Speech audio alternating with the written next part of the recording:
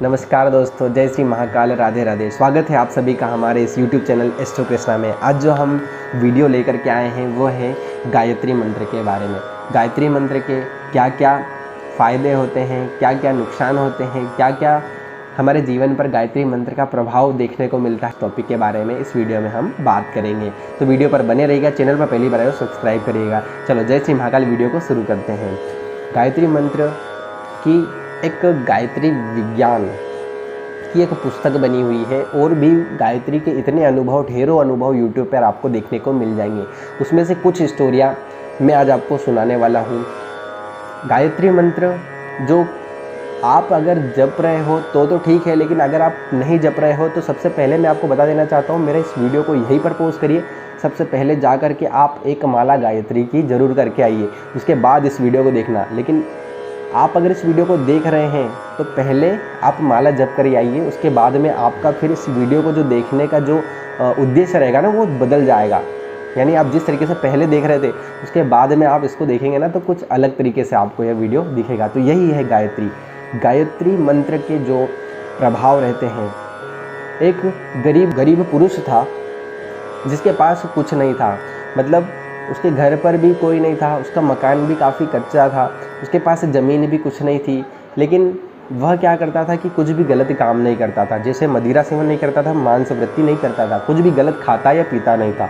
अब उन्होंने कहीं किसी के मुंह से सुना कि गायत्री के अपने ही प्रभाव यानी कि चमत्कार रहते हैं। अब उसे भी गायत्री क्या है, कोई भी शक्ति रहती ना, वह अपन को अपने अनुसार ही आपको चुनती है, यानी कि आप किसके लायक है उस तरीके से आपको वह शक्ति आपको चुनेगी।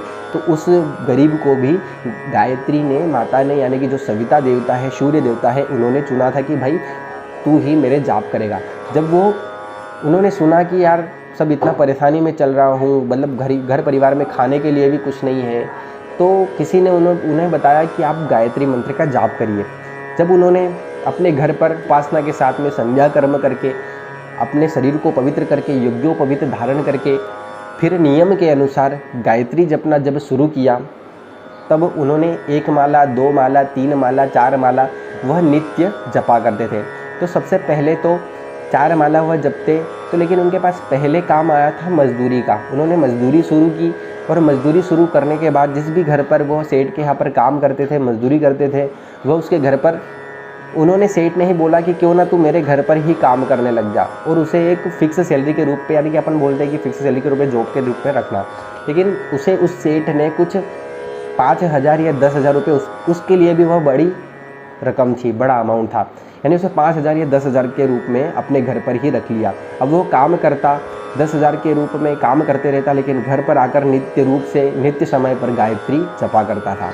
अब वह काम करते करते उसके जो पुत्र थे, पुत्री थी, उसे भी एक अच्छे स्कूल में डाल दिया उन्होंने, और जो उसकी पत्नी थी वह भी कुछ सिलाई का काम करती थी, सिलाई उसकी अच्छे तरीके से चला करती थी। वह भी गायत्री की महिमा से भी उसके, जो बोलते हैं ना कि एक तरीके से अलग अलग इनकम के सोर्स उन्होंने कर दिए थे, यानी कि उस मंत्र की ही शक्ति इतनी थी कि अलग अलग इनकम के सोर्स उन्होंने यहाँ वहाँ से बना दिए। अब वो सेठ क्या करता था कि वह उसे डेली जाना रहता था, मतलब कहीं बाहर काम के लिए, या दिल्ली हो गया, आगरा हो गया, या फिर जब यूपी हो गया, जहाँ पर भी वो जाता था तो बाहर उसे काम के लिए जाना पड़ता था। तो गरीब के भरोसे ही घर को छोड़कर जाया करता था, कि सुप्रत छोड़कर वह सेठ जाने लगा। अब उसे इतना गायत्री उसने जप कर लिया था कि उसके अंदर तपोबल ही इतना बढ़ गया था कि कहीं ना कहीं उसे अनुभूति भी होने लगती थी। लेकिन उसे कुछ दिखा कि सेठ का जो गाड़ी है वह कहीं पानी से भरी हुई है और सेठ भी उसमें डूबने वाले हैं। तो उन्होंने सेठ को रोक लिया कि सेठ आप आज काम पर या फिर जहाँ भी आप जा रहे हैं वहाँ मत जाइए, क्योंकि वहाँ पे कुछ दुर्घटना होने वाली है। ये एक सच्ची कहानी है और मैंने भी किसी के ज़रिए ही सुनी है और कहीं ना कहीं पुस्तक में इसे पढ़ी है। तो उस गरीब ने उस सेठ से कहा कि आप वहाँ मत जाइएगा, कुछ न कुछ होने वाला है। तो सेठ उसकी बातों में आकर कि तू ये मुझे क्या बता रहा है, ये कौन है, इसके पास क्या है ऐसा जो मुझे ये बता रहा है। लेकिन वह गरीब ने बहुत ही ज़्यादा रिक्वेस्ट करी कि नहीं आप मत जाइएगा, वहाँ पर कुछ ना कुछ होने वाला है, आप मत जाइएगा। पाँव में गिर गया उसके, मत जाइएगा, मत जाइएगा, मत जाइए। तो सेठ ने भी सोचा चलो ठीक है, मैं इस काम को रोक देता हूँ, यानी कि आज मैं नहीं जाता हूँ।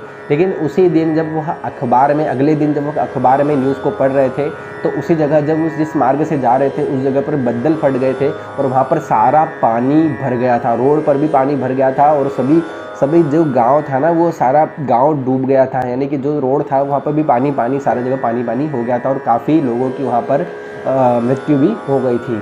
तो यह फिर उन्होंने जब अखबार में पढ़ा तो वह गरीब को बुलाया और गरीब के पैर पकड़ लिए, एकदम बिल्कुल पैर पकड़ लिए कि आपने ये कैसे बताया, क्या करा, ये करा। तो जब गरीब ने भी फिर उनको यह सारी बात बताई कि मैं इस तरीके से जाप करता हूँ, इस तरीके से ये करता हूँ, इसलिए मुझे ऐसी अनुभूति हुई थी। तो यह गायत्री का चमत्कार है। ऐसे ढेरों लाखों कहानियाँ बहुत ही पड़ी हैं और यह सच्चे अनुभव हैं। गायत्री की इतनी तपोबलता है, इतनी शक्ति है गायत्री में, इतना पावर है कि आप उसकी शक्ति का एहसास आप बोलकर भी नहीं कर सकते, आपको उसे महसूस भी नहीं कर सकते। आप उसे जब जपेंगे ना तो आपको ही एक अलग एहसास होने लगेगा। यह है गायत्री मंत्र की महिमा या गायत्री मंत्र का चमत्कार।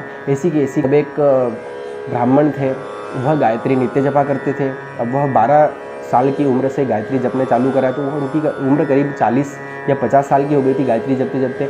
लेकिन उन्होंने कि जो है दर्शन उन्हें नहीं हो पाए। अब वो नहीं हो पाए तो वह जब करके परेशान हो गए कि मुझे तो गायत्री के दर्शन चाहिए थे, लेकिन हो ही नहीं पा रहे हैं, दर्शन ही नहीं हो पा रहे हैं। तो अब उन्होंने क्या करा कि एक जिन्न साधना चालू करी। अब उन्होंने जिन्न साधना चालू करी, जिन्न के मंत्र के जाप करते रहे, रात में भी 12 बजे से सुबह तक जाप करते रहते थे। लेकिन इन्हीं बीच में उन्होंने एक आवाज़ सुनी कि उठो वत्स, मैं तुम्हारी इस साधना से प्रसन्न हूँ, बोलो क्या वर मांगते हो। गए आसपास देखने लगे कि कौन है ये, कौन है जो मुझे ये बोल रहा है। जब उन्होंने देखा तो वो बोला कि सामने आकर क्यों नहीं बोलते हो, आप जो बोल रहे हो कि मैंने जो आपकी साधना करी है आप ही हो कि नहीं। तब उस जिन्न ने एक बात बोली, उस दिन से उस ब्राह्मण की पूरी ज़िंदगी बदल गई थी। पूरे तरीके से वह ब्राह्मण चिलमिला उठा था, घबरा गया था कि मैंने यह क्या कर दिया। तो जिन्न ने बोला कि मैं अगर आपके सामने आ गया तो यहीं पर भस्म हो जाऊँगा। यानी कि ब्राह्मण ने बोला कि नहीं, ऐसा क्यों? तो बोले आपने जो इतने वर्षों से गायत्री जपी है, इसका तपोबल इतना हो गया है, इतना पावर आ गया है आपके अंदर कि अगर मैं आपके नज़रों के सामने भी आ गया तो मैं भस्म हो जाऊंगा।